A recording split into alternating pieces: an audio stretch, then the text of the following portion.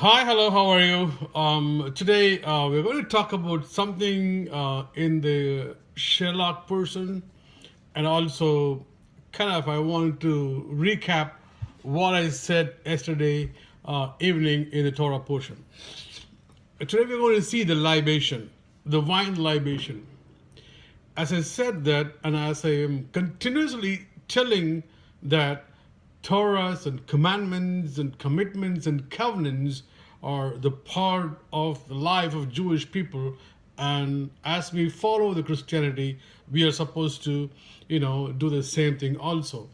And it is highly impossible to differentiate or to deviate the Torah and the Jewish community, also the commandments of the Jewish community. And which makes sense because God spoke with them with all the covenants and the commandments. And Jewish people, very often time, they failed to fulfill the commandments and covenants, and they entered into a difficult situation or trial periods. Um, all through the life, if the Jewish people were going on some kind of a trouble, that means they were failing in certain part of their commitments to God. So that was so clear. Even in the Holocaust, people think that Holocaust, 2 million people were dead. But think about that. Why God allowed that to happen to Jewish people? One of the reasons were on those days the people were living in Germany and other areas.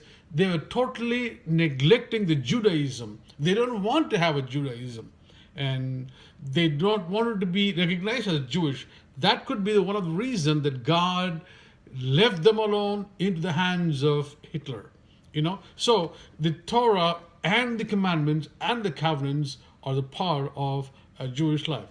At the same time, it is our responsibility also as a Gentiles joining with the Jewish people. We also have the obligation of committing ourselves into the commandments, and by observing the commandments and the covenants, we are automatically entering or acquiring the benefits of it, like blessings and other mercies and the grace from God. We cannot just obtain just like that only mercy and grace from God as long as we are not committing into in a Jewish world or in the Israel world. It is a must for us to attach ourselves into that one. So today, as I want to talk about the wine libation, what I'm trying to say is there were sacrifices. The sacrifices were started in the desert. Imagine that yesterday I was talking about Moses was trying to beat the rock. By that he put himself in a pressure or in a trouble that he couldn't able to enter in the land of God, in the land of Israel. So God wanted to do him certain big things. Like, if God wanted Moses to speak to the rock, why would he ask him to take the staff and go? There is no need. Jewish people needed water, and all he had to tell to Moses is, Moses, go to the rock, speak to the rock, or turn the faucet or something, let the water comes. Apart from that, God was telling to Moses, take this staff, go there and gather all the Israel people. Gathering 2 million people in the desert land for what? For just he could have just gone and turned on the water itself. But God wanted him to gather all the 2 million people, take the staff, because he wanted to give a lesson, give an exhibition for the whole new generation was there to give them a lesson that God, the Jehovah God is the one that who leads them, who is still alive, and who is going to lead them into the Canaan. But Moses totally messed up the situation. Moses went and beat the rock, and I talked to you yesterday everything in my Torah portion yesterday. But here, the one more thing that the spice today we're going to talk about the wine libation. Um, the sacrifices when they were doing in the desert land was totally different, or the same sacrifices changed into different form when they entered into the land of Israel. See, when the spies were sent to Israel, they were supposed to bring the news what they saw. Instead, that spies came and told so many other things, and then they also had a conclusion, or they took a decision that they shouldn't be entering into the land of Canaan because of due to the gigantic enemies were there. So the more they delayed in the land of God, the Israel land, they were supposed to stay outside the land. They stayed 40 days inside Israel, spying the land. They were outside the land of Israel and the land of Canaan 40 days, 40 years in the desert. So the spies made also a lot of issues, a lot of problems to this community. Now, the sacrifices when they were doing in the tabernacle, when they built in the desert, they were doing a transcendence of the sacrifice. They were having the heavenly food, the holy water. So the sacrifices are, transcending from downwards to upwards. It was going upwards. All the purpose of the human life, according to God, to the Jewish people, is to live, to breathe, to eat, to drink in this land, to devote themselves to God. Nothing else to do. Praise Him and devote God. That is the main purpose a man would do, a Christianity, a person would do, a Christian would do, a Christ follower will do, and a Jewish person will do. This is the total absolute expectation of God. Rather than that, we try to acquire the whole thing in the world. We try to live our own ways, which is not God wants from us. So when there were the laws according to the land. There are certain laws to be followed in the land. That one was when they enter in the land, when they do the temple sacrifices, they have to do wine libation. They have to put the wine into the sacrifices. They had the funnels, they had the basins, underneath the table. When they pour the wine on top of the sacrifices, it will flow down to that. Symbolically means that God's, flowing the blessings to the people in the world. So they had to change because they have to plow the land, they have to sow the seeds, they have to grow the plants and get the wine and pour the wine in each and every sacrifices. The law was totally changed when they enter into the land of Canaan.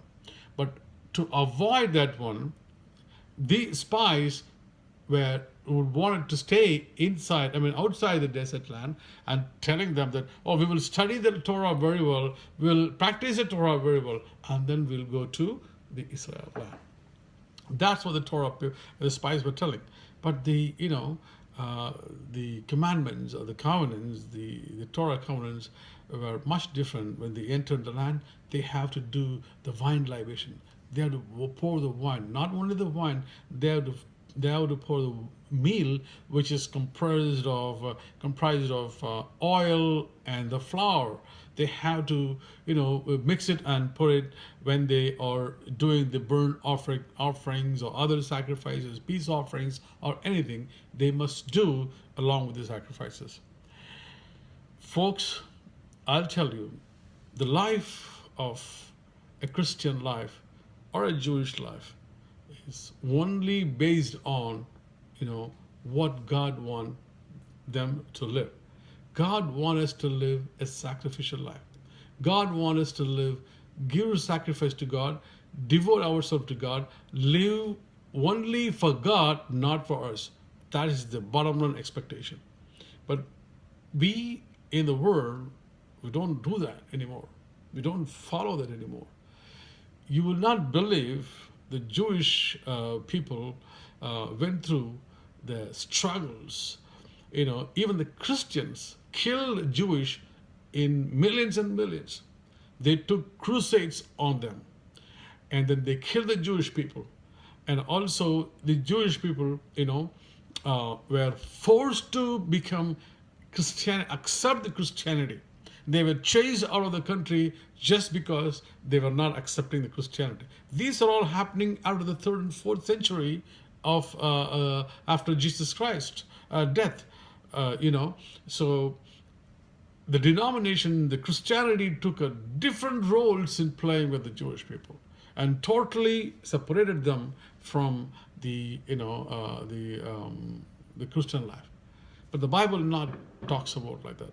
Bible is not talking about that. Is the only reason right now that we can see in the world that we are having a lot of problems. If we would have taken seriously and observe the 613 commandments in this world, the world would be facing these type of big problems. Commandments, the covenants, the Torahs, where we are supposed to follow, we are missing it too much. And it is a high time, and it is about time we need to elevate ourselves, from what we are learning, what we're exercising right now. It's not sufficient enough for us to move into a different level. It is the end of the fifth millennium. We're almost finishing the sixth millennium now. 5,740 years or 45 years have been gone. Only a few more years to finish the sixth millennium. Now, when the sixth millennium is finishing, there's surely the returning of Jesus Christ is there.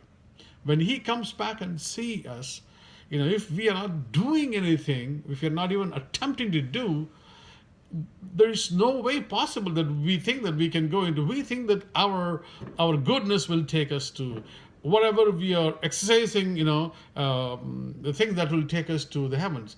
Wrong calculation, wrong. Bible is not speaking like that. That is why I'm telling all the time, change from think a little bit more higher than what you are. You cannot still think the blessings and all the peaceful life in this earth. Earth is a transition period. I mean, it's just we are going to transit here. In this transit area, what we're going to do is make sure that we are observing, we are working along with Jesus, we are working along with God, and doing all the covenants, each and every procedure, ritual procedures they had a wonderful meaning to the life. So if I'm not asking you to go and do the ritual procedure right now, but I want you to follow exactly how it is followed during the first century of the Christianity, what the apostles did, how they behaved, how they worshipped, how they conducted, how Jesus did. That's all I'm asking you. How Jesus did. Did he fulfill the commandments? He said very clearly, I came to fulfill the commandments, not to destroy them. So he did it. When he did it, how come we are missing it? Why these things were not taught in the churches? Why we are still modernizing ourselves and putting ourselves into trouble? So wine libation, the wine offering or the pouring of the wine with the sacrifices, it teaches the humanity that humble themselves, be a sacrificial person or a bread or sacrificial thing or to God. Our life is to live sacrificially only to God, not to the world life. So if you think that what I'm telling is right, or what I'm saying is right, you will definitely go and dig out and and find out that doesn't make sense or not. And I'm sure it will definitely make sense. And these days, especially if we are celebrating the 4th of July, the Independence Day of the United States of America, I encourage you guys to think about this one. We are entering into the land. We are entering into the land. You know what? One thing is that I myself is connected. May 14th is my birthday. Israel liberated on May 14th. What a connection. I always enjoy that one. I'm planning to go next year to Israel. It's not the purpose of just to see Israel, but there is a 70 years of celebration of the liberation. So I want to join the 70. 70 years is very important. So I want to join that one. And